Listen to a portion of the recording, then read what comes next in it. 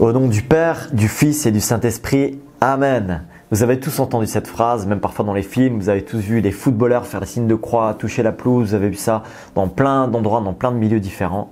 Au nom du Père, du Fils et du Saint-Esprit. Mais qu'est-ce que ça veut dire et qu'est-ce que c'est le Saint-Esprit? Est-ce que c'est un esprit comme ça, bizarre, étrange, qui se balade, qu'il faut essayer d'attraper? Qu'est-ce que c'est exactement ce Saint-Esprit dont parlent les chrétiens? Alors, premièrement déjà, il faut dire que le Saint-Esprit, pour les chrétiens, ce n'est pas juste une brise ou un truc bizarre à attraper, c'est une personne. C'est une personne de la Trinité. Le Père, le Fils et le Saint-Esprit. Alors, il y aurait plein de choses à dire sur la Trinité et je profite de dire que si vous voulez en savoir plus, on a fait une vidéo sur la Trinité, vous pouvez aller voir et vous pouvez voir, on développe une quinzaine de minutes ce que c'est le Père, le Fils et le Saint-Esprit. Je ne vais pas la développer maintenant, mais simplement, il faut quand même rapidement dire que le Saint-Esprit est une personne de la Trinité et c'est une personne distincte, mais c'est la même essence. Dieu est une même essence, mais c'est trois personnes différentes qui ont trois rôles différents et complémentaires. Le Père a tout créé, c'est le Dieu créateur tout-puissant. Jésus est venu révéler le Père. En fait, il est simplement Dieu fait homme pour nous montrer qui est le Père. Il est l'expression de sa personne. Et puis le Saint-Esprit, finalement, c'est le prolongement. C'est lorsque Jésus est parti, il a dit pour que je demeure en vous, je vais vous envoyer mon esprit. Et le Saint-Esprit, donc finalement, c'est la présence de Dieu, la présence de Dieu fait homme de Jésus en chacun de nous qui est dispatché. Finalement, chacun est le prolongement de chacun. Et ils ont des rôles complémentaires. En fait, finalement, le Saint-Esprit, c'était la meilleure solution pour Dieu pour venir demeurer en chacun de nous. Il y a un théologien qui dit que finalement, le Saint-Esprit, c'est désormais la principale manifestation de la présence de Dieu parmi nous. Donc, c'est très important de comprendre ce que c'est exactement ce Saint-Esprit. Alors dans cette vidéo, je vais vous montrer, je vais vous proposer 5 choses que le Saint-Esprit fait dans la vie des croyants. 5 choses très importantes, il y en aurait d'autres à dire, mais on va essayer d'être synthétique. Donc il y a 5 choses que le Saint-Esprit fait dans la vie des croyants. Et puis je vais proposer aussi d'évoquer 2 choses que le Saint-Esprit fait ou propose de faire dans la vie des non-croyants. Alors d'abord, premièrement, le Saint-Esprit donne la révélation de qui est Dieu. Il nous aide à comprendre qui est Dieu et pour comprendre qui est Dieu, eh bien, il le fait en nous montrant finalement, en nous aidant à comprendre qui est la personne de Jésus. Et donc, ce Saint-Esprit fait ce travail de la révélation de qui est Dieu. C'est quelque chose qui est le même point en fait pour les croyants comme les non-croyants, parce que le Saint-Esprit est celui qui vient nous guider, nous montrer vraiment qui est la personne de Dieu et nous conduit dans la vérité. Et dans la Bible, en fait, il est dit que le Saint-Esprit nous aide à comprendre la vérité en nous rappelant ce que Jésus a déjà dit sur la nature de Dieu. Ensuite, deuxièmement, il certifie, une fois qu'on a compris qui il est, eh bien le Saint-Esprit certifie qu'on est ses enfants et qu'on appartient à Dieu. Ça, c'est très important. C'est une notion importante dans la Bible, puisqu'il y a carrément des versets qui disent que le Saint-Esprit, il a scellé en nous le fait qu'on est ses enfants. C'est comme une empreinte. Il y a 2 versets qui disent que, eh bien, on a été scellé au fer rouge. C'est comme, eh bien, quand on marquait les bêtes au fer rouge, eh bien, le Saint-Esprit, quand il est en nous, quand il est venu mettre sa présence dans nos vies, quand on a accepté finalement le message de Dieu, la révélation de Jésus-Christ, eh bien, le Saint-Esprit, il est en nous et il est vraiment le sceau de Dieu comme une empreinte qui ne partira jamais et qui nous convainc, qui nous rassure, qui nous rappelle qu'on appartient à Dieu et qu'on est aimé de lui. Et puis troisièmement, pour continuer, ça c'est très important, le Saint-Esprit nous aide à marcher dans notre marche de chrétien pour lutter contre eh bien, les désirs trompeurs de ce monde, contre les mensonges du diable, contre les tentations. Il est celui qui nous aide à combattre contre le mal mais aussi contre nos travers.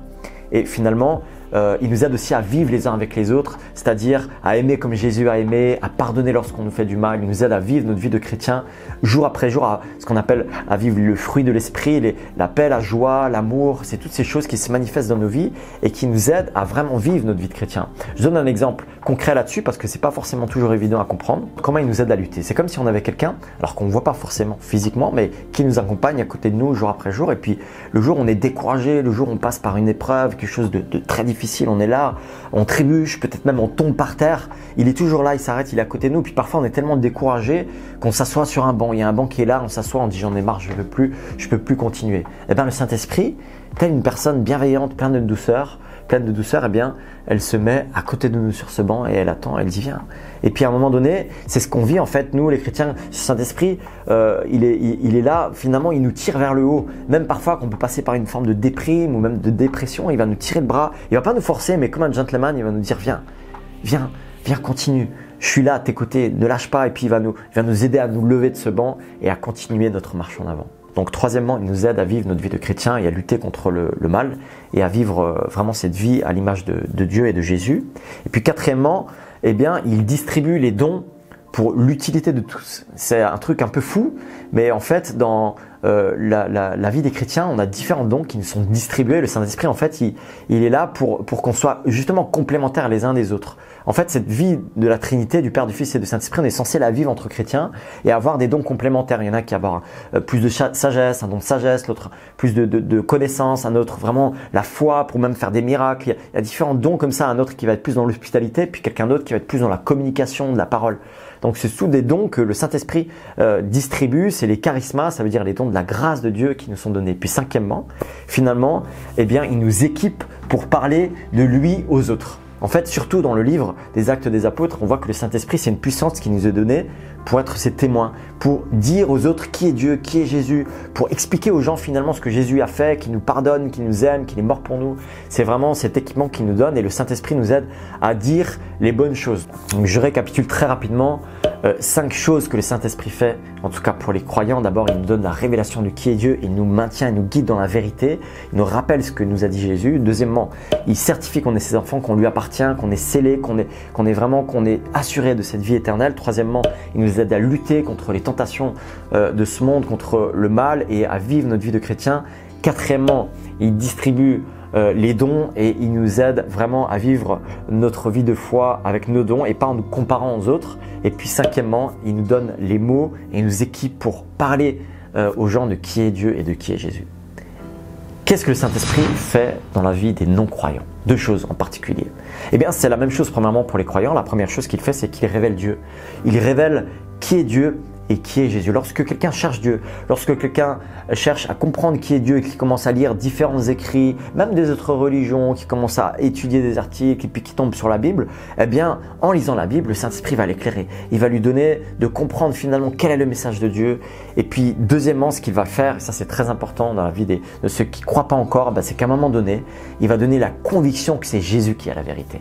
Il va donner la conviction que c'est lui qui nous libère de nos péchés, qui nous pardonne parce qu'on a besoin d'être pardonné et aussi c'est celui qui va nous conduire à être réconcilié avec Dieu, à avoir la paix avec Dieu. Et tu sais, l'homme, il a toujours besoin de se justifier. Et ça, c'est toujours une bataille de dire finalement, eh bien, on n'aime pas accepter nos torts, on n'aime pas accepter nos faiblesses, on n'aime pas accepter qu'on est sur le mauvais chemin. Et finalement, le Saint-Esprit, il est ce rôle de dire à un moment donné, il n'y a que Dieu qui sait ce qui est juste et ce qui n'est pas juste. Et il va finalement nous faire comprendre, non pas pour nous écraser, mais nous faire prendre conscience que, on a besoin de la justice de Dieu pour être en paix avec Dieu et avec les autres. Donc le Saint-Esprit, il est là pour nous convaincre et finalement nous dire vraiment que c'est Dieu qui définit ce qui est juste et ce qui n'est pas juste. Et le Saint-Esprit, il va aider les hommes à devoir accepter leurs torts, leurs erreurs, de reconnaître que, on a aussi besoin d'être pardonné et d'être aimé de Dieu sans devoir mériter cet amour. Et c'est un peu ça qui va le rôle du Saint-Esprit, même dans la vie de ceux qui ne croient pas, il va finalement leur dire « c'est Dieu qui t'aime, tu n'as pas besoin de prouver quoi que ce soit, il a donné son Fils, il est mort sur la croix et en fait c'est ce sacrifice, celui de Jésus-Christ qui nous donne la paix avec Dieu. C'est sa résurrection qui prouve que un jour on sera éternellement avec lui et qu'il a vaincu sur le mal. » Et c'est ça en fait, parfois en fait ça va passer par un moment difficile, une épreuve, des circonstances douloureuses dans la vie et dans ces circonstances-là, on va se tourner vers Dieu, on va se tourner vers le Créateur, ou même si on ne connaît pas, et on va crier, on va dire, est-ce qu'il y a quelqu'un qui m'écoute? Et là, le Saint-Esprit va aider en fait à nous rapprocher finalement de la vérité. En tout cas, c'est ce que la Bible dit et c'est ce que nous croyons. Alors, la question que j'aimerais poser pour terminer cette vidéo, c'est comment savoir si c'est le Saint-Esprit ou si c'est autre chose? Parce que parfois, on est là et puis on se dit, est-ce que le Saint-Esprit me parle? Est-ce que je le ressens? Est-ce que je le sens seulement quand il y a de la musique, de la louange? Comment savoir si c'est le Saint-Esprit ou autre chose? Et parfois, comme le Saint-Esprit nous convainc que nous sommes pécheurs, on peut aussi avoir l'impression d'être tout le temps en train de nous battre avec des péchés.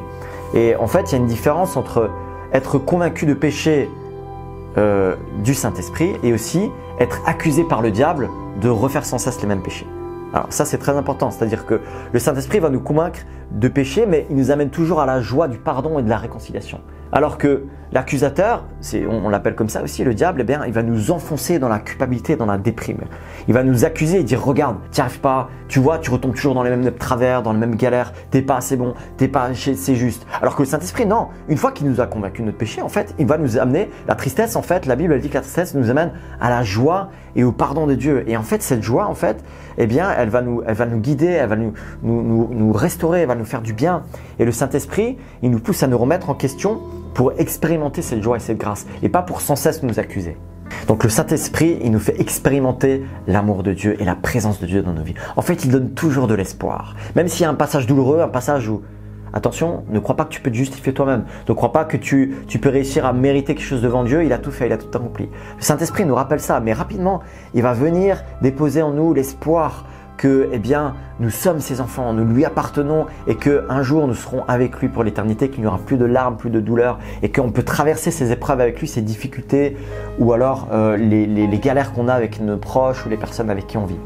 Et je veux vraiment t'encourager, si tu regardes cette vidéo, si tu te sens découragé, si tu as l'impression de toujours retomber dans les mêmes travers, de te rappeler que le Saint-Esprit, eh bien, il vient avec douceur pour nous rappeler que Dieu est un Dieu d'amour et que nous lui appartenons et qu'on peut compter sur lui. Et pas seulement lorsqu'on le ressent, pas seulement lorsqu'il y a de la musique, de la louange ou qu'on a l'impression de se sentir bien. Il est là aussi dans les moments où on ne le ressent pas. Parce que c'est la promesse de Dieu, je suis avec vous tous les jours jusqu'à la fin du monde. Alors si vous voulez expérimenter ce Saint-Esprit, si vous avez regardé cette vidéo, vous n'êtes pas encore chrétien, vous vous dites moi je ne suis pas croyant, j'aimerais vous inviter à faire quelque chose de très simple. Il suffit de lui demander en fait. Jésus a dit celui qui cherche trouve, celui qui demande reçoit.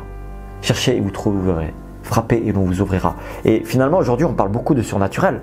On parle beaucoup des bracelets lumineux, des pierres précieuses. On parle de chakras, de mantras, de méditation, de méditation contemplative ou de plein de choses comme ça. Puis, pourquoi? Parce que finalement, lorsque l'homme se coupe de Dieu, il a besoin de remplacer ça par quelque chose dans son cœur, d'avoir un sens, d'avoir quelque chose qui le guide. Et moi, j'ai envie de te dire, ce que je vais te proposer là, c'est gratuit, ça ne demande pas d'argent.